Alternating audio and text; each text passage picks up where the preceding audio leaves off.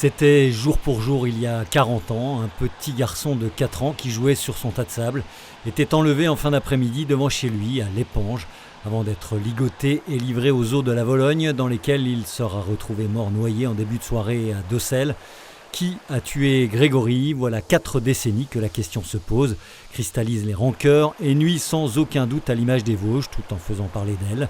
L'enquête de gendarmerie aboutira à l'arrestation de Bernard Laroche, que ses avocats parviendront à faire libérer le 4 février 1985, avant qu'il ne soit assassiné par le père de la victime, Jean-Marie Villemain, persuadé de la culpabilité de celui qui est son cousin. Des corbeaux, des scellés qui disparaissent, un juge d'instruction novice, remplacé par un autre foudroyé par un infarctus qui le rend amnésique, une mère un temps soupçonnée qui bénéficiera d'un non-lieu, des médias et des avocats qui outrepassent leurs fonctions en orientant l'enquête au gré de leurs intérêts. Tout va partir de travers dans ce cold case, comme on dit outre-Atlantique, totalement hors norme de par le crime lui-même, mais aussi par son retentissement qui va traverser le siècle naissant au gré de nombreux soubresauts, avec un nom générique repris par tous, l'affaire Grégory. Impossible d'en faire le tour ici, bien évidemment. Nous avons choisi en premier lieu, en ce jour anniversaire, de solliciter l'un des avocats de la famille des époux Villemain qui vivent depuis de nombreuses années en région parisienne.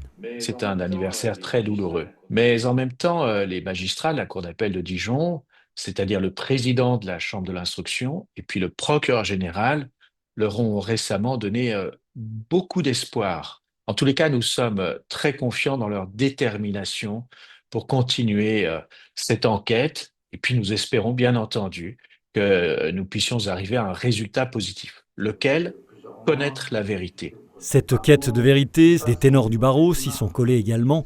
Gérard Welzer, avocat spinalien, à la notoriété naissante à l'époque, a vu de près naître l'emballement médiatique. Entre le 16 octobre 84 et le 5 novembre 84, date à l'époque de l'inculpation de Bernard Laroche, je voyais en dessous de mon cabinet, qui était rue des Halles à Épinal, des journalistes de 2, 3, devenir 10, 15, 20, 100. Vous savez, en 1987, j'étais partie civile à Lyon dans le procès Barbie, criminel nazi, procès qui a duré plusieurs mois. J'étais au procès Papon. Tout ça, ce sont des procès qui marquent. Ce qui est certain, c'est que, en ce qui concerne Bernard Laroche, ce qui m'a marqué profondément, c'est son assassinat après qu'on ait obtenu sa libération. Et puis, c'est le fait que 40 ans après, à intervalles réguliers, on est encore sollicité. Lui est arrivé plus tard dans le dossier, en 2017, lors d'un énième rebondissement patenté provoqué par de nouvelles mises en examen ordonnées par la chambre d'instruction de la Cour d'appel de Dijon, qui a en charge le dossier. L'avocat spinalien Stéphane Jurana défend les intérêts de Marcel Jacob, grand-oncle du petit Grégory, que le logiciel Anacrim a, ainsi que son épouse Jacqueline, mis parmi les 6 pistes possibles menant aux auteurs du crime. Une immersion dans l'affaire qu'il n'est pas prêt d'oublier. Ah, je m'en souviendrai toute ma vie. Je sortais pourtant de procès extrêmement médiatiques. J'ai jamais vu ça. J'avais un quartier bloqué, une cour d'appel calfeutrée avec des vitres opacifiées et mes pieds qui ne touchaient plus par terre. Tellement les journalistes étaient nombreux et ils m'ont porté jusqu'à la cour d'appel.